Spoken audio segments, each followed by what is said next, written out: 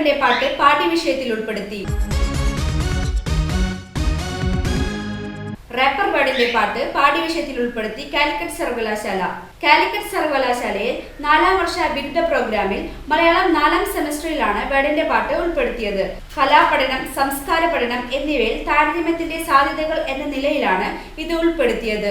American rap സംഗീതവുമായി മലയാളത്തിലെ rap സംഗീതത്തിനുള്ള താരതമ്യമാണ് നടക്കുക.